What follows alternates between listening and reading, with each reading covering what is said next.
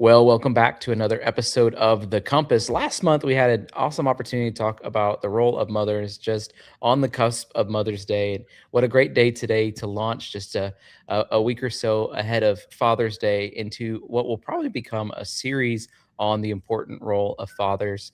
We have Dr. Brad with us, as always, and his son in law, Travis, has joined with us to talk about what it's like being a brand new father. Dr. Brad, do you want to introduce Travis? Sure. This is Travis Luther, my son-in-law, and he's. I mean, could talk about various aspects, but part of why I asked Travis to join us is he and my daughter Erin have a almost 2 week old baby boy, August Theodore Luther, and just of course, I'm biased, but a fantastic little boy, and I feel like Travis has done just a remarkable job being an engaged husband and an engaged dad through the whole pregnancy, labor, delivery, and these first 2 weeks. He's been very engaged, and so that's the goal today is just to talk about that because I think it's a challenge for I mean, a lot of guys aren't around kids very much, growing up. Some are, but a lot of guys aren't around kids, very much. And then even during the pregnancy phase of things, like even guys that are trying to be helpful, it's obviously you're not experiencing all the changes in your body and all that. But so I just thought this would be a great starting point to talk about dads and to have Travis just kind of share with us his experience of being a first time dad and all of those things. That's great. So, just starting right there, Travis, when Erin was pregnant, what was your primary role in that process? Support. Yeah. Yeah. What are some ways that you were able to do that? I cooked a lot of meals. Spent quality time with her, made sure that she was comfortable, made sure that she had everything she needed. We did a lot of preparation before we had August Theodore. And so just made sure that we were comfortable from day one. Now, something that I wanted to ask you was just about the emotions that you go through during this process, and maybe you can talk a little bit about that, some of what you felt during the pregnancy and then the labor and the birth and now 2 weeks home. And in particular, point out anything that surprised you emotionally. Mm, I was never really anxious leading up to the birth. I would say there's a little bit of excitement going into it. I I also wasn't super anxious, but it did start to get, serious. And then there's this gradual understanding of like, I'm going to be a father. I'm going to be a father. And then it takes a while to really sink in. And I mean, I still think that I'm still understanding what that means. And every once in a while I'm like, oh yeah, I'm a dad. um, during delivery, that it's all it all happens in the moment. And I would say there really wasn't a lot of time to process a lot of emotions or to start feeling stressed. I made sure to just focus on what was necessary and what was needed at the time. And I stayed outside of that worry part of, and maybe that's just the grace of God because there was plenty to worry about. Well, and I wonder kind of what your experience was, Travis, because your experience right there in it, and you know, um, I mean, I'm biased. I'm Aaron's dad, and I'm grandpa, and all of those sort of things. But I also have been doing this professionally for a while, and back in the day, med school, and then peds training afterwards. I've been in delivery rooms. I've watched dads. I've watched dads be engaged. I've watched dads be disengaged. I've watched dads pass out on the floor. I've watched, I've seen a fair number of those various reactions. And one of the things, and I've told Travis this before, but one of the things he was very engaged. I mean, Mm. you know, I mean, just the labor delivery experience. I don't know if you want to talk about some of Yeah, that. I can describe some of it. It got pretty intense for a little bit. Yeah.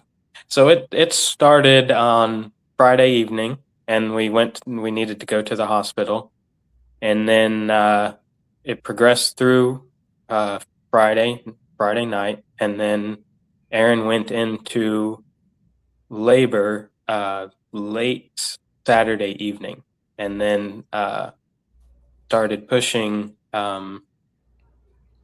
early morning, like 1 a.m. And so through all of that, we were having to make decisions, and you just make the decision as they come to you. And we had prepared for as much as we could, and sort of like if thens. If we can do this, then we want. And Like um, what kinds of things? Like, because that I think yeah, that's helpful.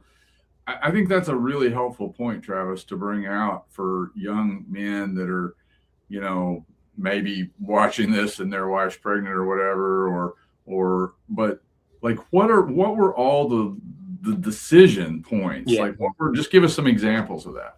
yeah. I think Aaron did a very good job of preparing. Like you can find written birth plans, and it's important to write out a birth plan. And you know the wife and mother is going to do the best job at that. But you can help prepare her or help work through it. And there's some points that are going to be things that you need to make. But we had things like um, laboring as long as possible at home. That immediately got crossed off because we had to go to the hospital before labor had even started. The next one was Water broke. yeah, because her water broke. And one of the things we learned of is just if your water breaks, you need to be in the hospital. And for us, that was just we had the bags packed, and we packed that in the car, and we left. And we made sure that we left the home in a state that if we didn't come back, it was going to be okay. Yep. Um, Another decision point. Yes, exactly. yeah, clean sheet, clean sheets, and a made bed would be ideal. Because a hospital stays, you know, it's a lot in its own right, and coming home to a messy home is never fun. It's kind of like going on vacation. Yep. A stressful one. But then maybe the next one I can think of is like trying to delay the use of an epidural, or doing more of a natural labor, or reduced pain, different pain management, because epidurals are very involved. But then that just the pain and the increasing pain of that, Aaron did elect to get the epidural, and then I want to yeah, pause right there, Travis. Again, because like if at some point now or in the future there's some guys watching this, I think these are important things about how to be engaged and supportive. Because I watched you and Aaron prepare. You did some classes. You did a bunch of reading. So you were an active part of her pain management, because there's all the classic stories of, the moms, the wife screaming at the husband, oh my God, you did this to me or whatever. But and those are funny comedic sorts of things. I'm not saying that stuff doesn't happen from time to time, but the reality is, as a husband and as a dad, you're involved in this, guys. You don't sit outside, don't sit on the sidelines, don't twiddle your thumbs. You're engaged, and so be a part of the pain management. Be a part of helping, your partner, your wife, the mother of your child manage through what is pain. I mean, what is very stressful emotionally and physically on her body, and very painful. Yeah. Well, I just had a friend that had a baby, and his wife ended up having a very long labor and delivery process, like 36 hours. And at some point, her ability to help weigh in on the decisions was too stressful. And every decision ended up being made by him. And it was their preparation that enabled him to make the right decisions for their family. Yeah, and we had basically done that too. Like I knew the birth plan, and then Aaron had printed it out so that if I ever needed to, I could just go to that. Yeah. And I guess some of the other things, and these were originally Aaron's ideas, but like we practiced and I participated in counter pressure to try and manage some of the laboring pains. And we worked through, there's ways to escalate just the pain management, and it's worth researching, and your wife is going to do the best job at that. You really are just a servant to her and what she wants. Yeah. And I don't know. I was also learning that as we went along. Like I didn't necessarily come in with a whole list of things I planned on doing. Yeah.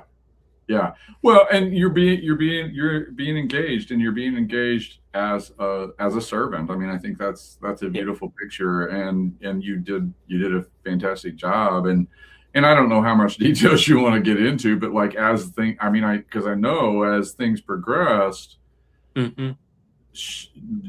you know, the two nurses and Travis, yeah, you guys were in the thick of it for 3 hours or more. Yeah, that's when Aaron needed your help. I mean, Augie needed your help.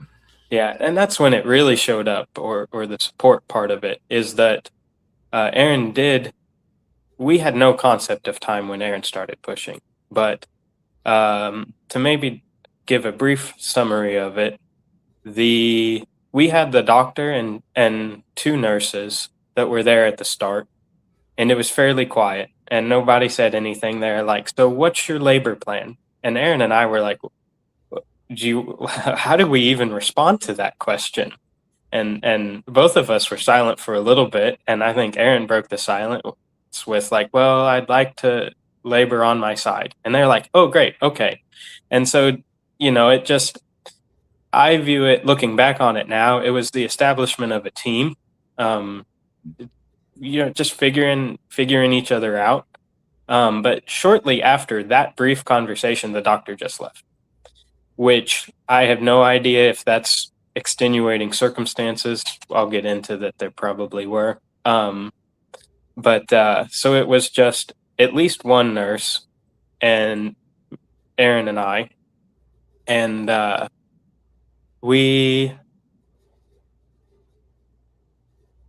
Aaron labored on her side for quite a while. We went through a couple different positions, and progress was, I guess we didn't have any indication of what it was.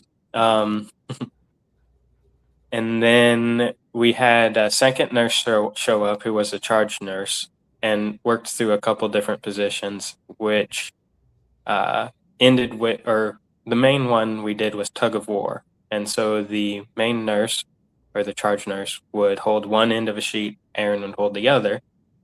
And then I'm not sure the name, the other nurse, our main nurse, was there on the side, and I was on the side. But as labor progressed, like at that point, I was just watching. But as it progressed, I ended up actively holding one of her legs while she pushed, while Tiffany, the other nurse, held the other leg, and the charge nurse held the sheet. And I'm forgetting lots, but no, I mean that's okay, Travis. I mean, but I think the point for whoever might be listening to this is, again, because like I said, I've been there. I've watched guys just not handle that. I mean, I've watched guys do a great job, but I've watched guys disengage at that point because they're like, "Oh shit, this is more than I'm," But no, I mean, I want anybody, any young man kind of going into this, be prepared to be engaged. Be prepared to be a servant. Mm-hmm. Don't be trying to be the boss in this situation. This isn't the time to come in with, you're there to be a servant for your, for your wife, for the mother of your child, for your child. You're there to help.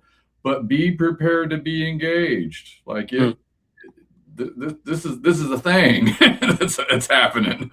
Yeah, backing up a little bit, one of the first things that I did when I would have just been standing by her side was the nurse offered that I could count to 10 during contractions. Mm-hmm. And that's the first thing I did, and that was her idea. I didn't go in thinking I was going to do that, but it was something I could do, and so I did. Mm-hmm. And I counted to 10 for the rest of her labor. 3 hours straight. Yeah, and You go to I sleep guess at night that's still counting to 10 in your dreams. there's some of that, yeah. But yeah, the punchline is that Aaron pushed for 3 hours. Mm-hmm. And some of the other things that we knew going in were different breathing types. And again, that's preparation for her. But as the husband, you can know those. You can know when to do the different breathing patterns. And for us, I would say, like, if you hear conversations around counter pressure, pushing and knowing how to breathe is more important. I after what I witnessed, I would say that hands down. Yeah. One of the things when Aaron was born, I mean, I can tell some stories on Aaron when Aaron was born, but with all three of our kids, I was there and helping. But when Aaron was born, it was like we were going along, third child, so we were going along, nothing, and then all of a sudden, man, things got really intense really quick. And Paula is usually really calm and has done well, and a lot like Aaron, high pain tolerance and all that. But she started hyperventilating, and so I had to be like, I just got right in her face, and I would do this. And I'd say, focus on my eyes, and I started pace breathing with her and just helped her to get her breathing down, because she was hyperventilating so much that she started having what's called carpal pedal spasms. And it's scary for moms if they do that, and if they haven't been told anything about that, or it's scary for dads because it almost looks like they're having a seizure, but they're not. She's still conscious, but she's just blown off too much CO2 and she's starting to spasm. So I had to do that pace breathing. And so, I mean, the point of this, guys that are watching, is be prepared to be engaged. But then the other thing I want us to move forward on, because it does touch on a little bit of a couple of comments that you made, even like last night when we were talking, Travis, I don't remember the comment you made, but anyway, like, I want guys to be prepared for the fact that it never stops, guys. From that point forward, it does. You're engaged. You're engaged in, you're engaged in helping your wife recover from what's just happened to her body. You're engaged in, helping with breastfeeding and the whole process of that coming together and working, and the fourth outfit change as you're preparing to go to the first doctor's appointment because the baby's pooped up the three. I mean, you're engaged. So I mean, you tell some of those stories, but yeah.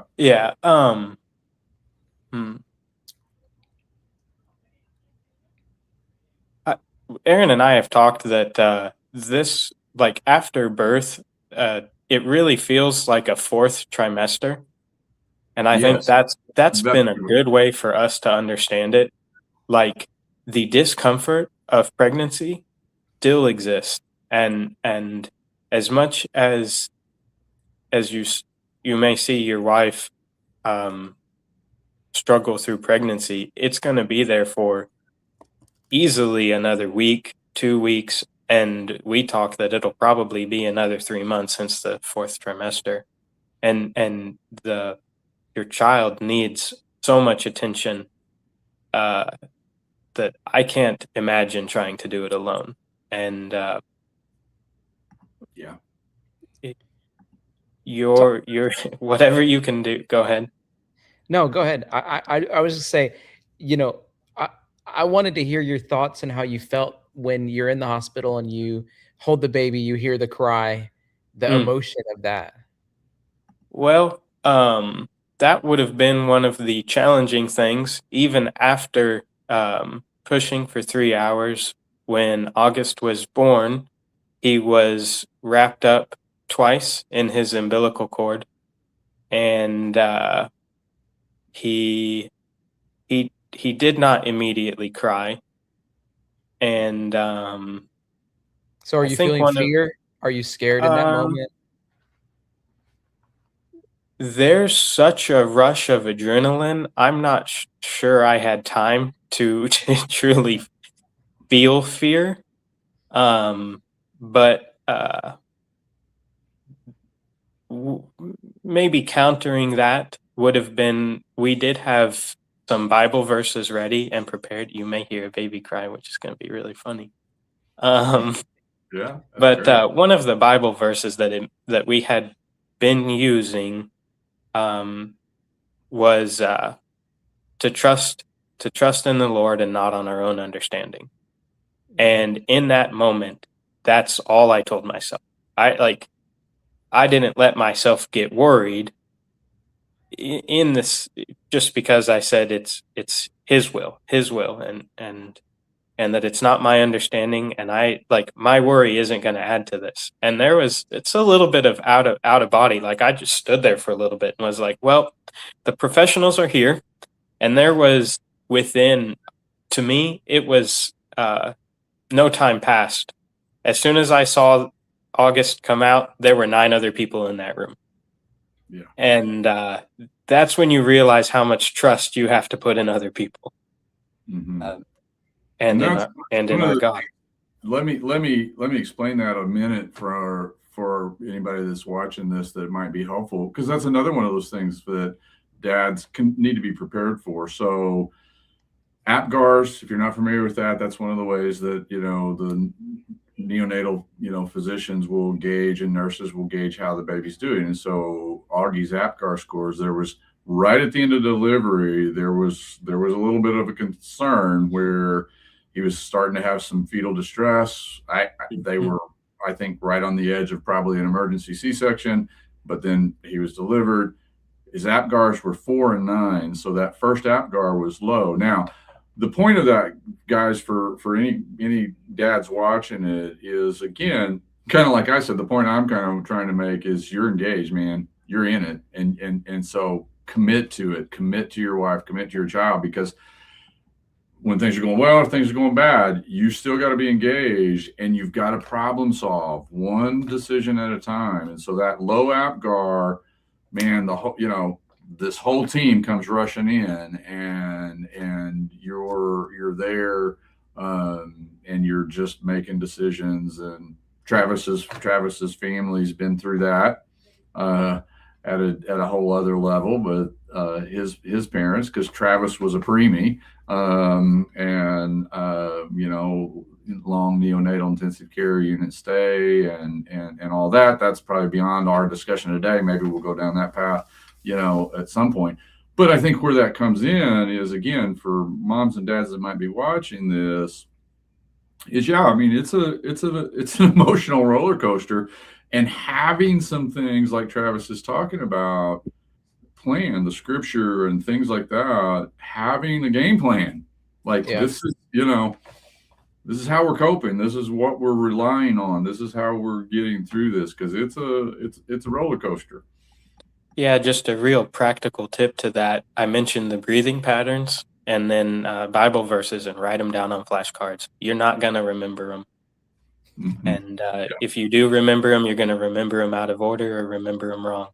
So write them down, rehearse them with your wife. Know the order, like label them 1 of 2, 1 of 10, 2 of 10, because if they get out of order and you're shuffling around, every little bit helps. Yeah. Well, it certainly seems like Aaron is, so strong, and this is a difficult process. I'm wondering Mm. how it's impacted your view of her, and your respect that's grown for her. Um, yeah, it's, I mean,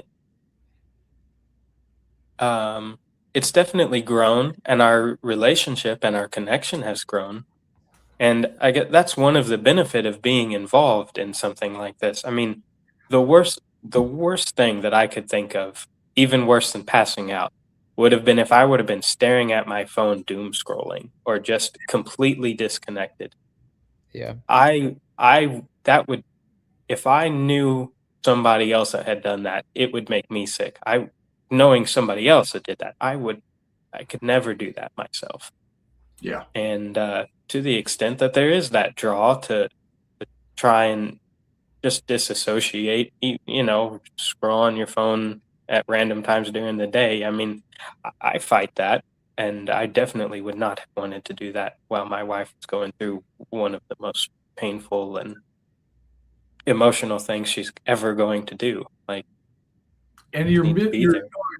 you're so right, Travis. You're so right. You're that's probably the deeper underlying point of what I hope to get across is by being engaged, you're setting your marriage and your family up for success. There's just nothing like the bonding for a couple when they're both engaged with a servant's heart in this process. It's just nothing like it. I mean, it Yeah, just, you know, I, yeah, I would I would completely agree, and really all of my actions are just leaning into that.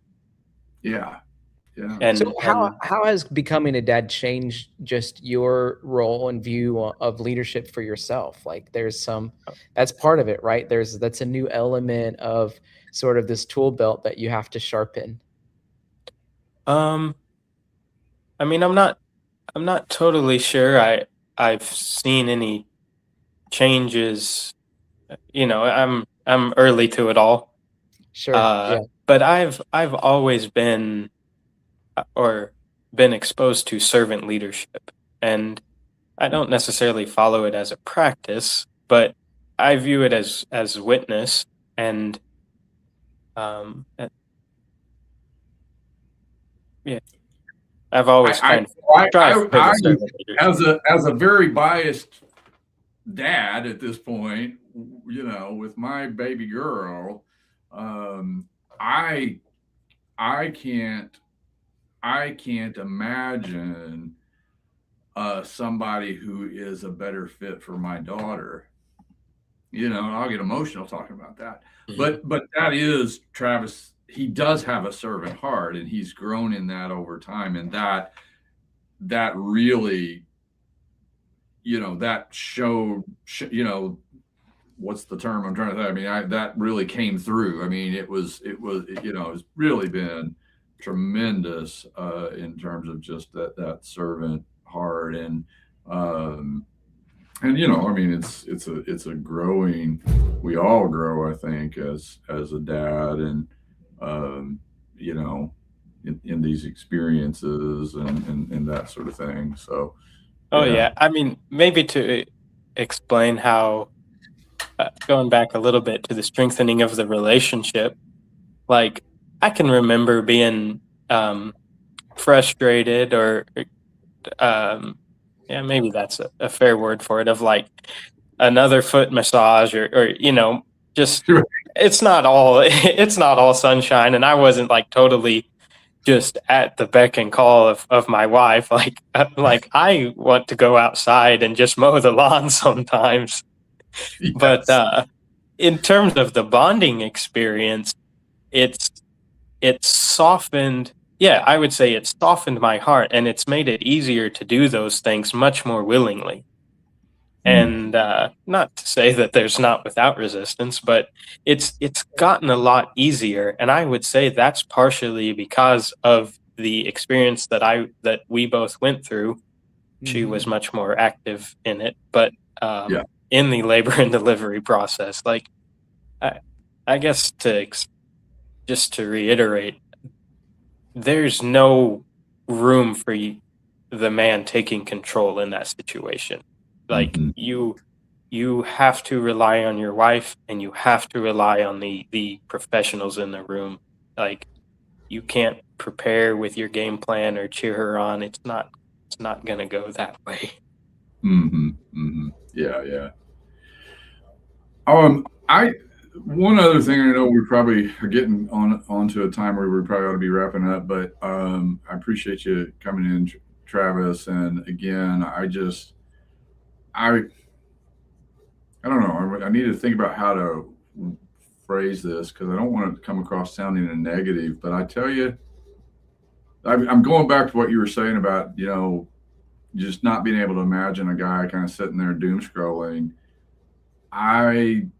There is nothing in the world that gets me fired up sometimes with a sort of a defensiveness than talking to a guy who tries to assert their self as a dad. I'm like, guys, you got to earn that is the point I'm trying to make. You got to earn it. You got to be engaged. You don't get to call yourself a dad unless you're really engaged in the servant leadership, in your servant, that servant heart. You just don't. Yeah.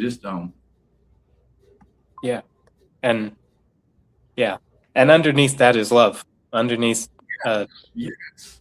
it's because I love my wife and because I love my God, and it's a way to honor God. And Mm-hmm. Well, this has been an excellent start to the series on fathers. I couldn't have started at a better starting point than with the birth of a baby. And so we're Yes. setting up the kind of this whole sequence. Like, when does good fatherhood start? Well, it starts during the pregnancy, before technically, you're a father. And so that was excellent, Travis. I loved hearing everything that you had to say, and I'm going to be praying for you and can't wait to keep up with your story. Dr. Brad, are there any final words that you want to add today? No, I think we've covered a lot of good stuff and laid some really good groundwork. And I do hope this is helpful for moms and dads out there that might want to take a look at this and kind of get a little support during this phase of the journey. Yeah. Awesome. Well, as always, you can follow along with us at bradrobinsonmd.com, or you could call 573-334-7055 to make an appointment. This has been another episode of The Compass, and we'll be back again very soon.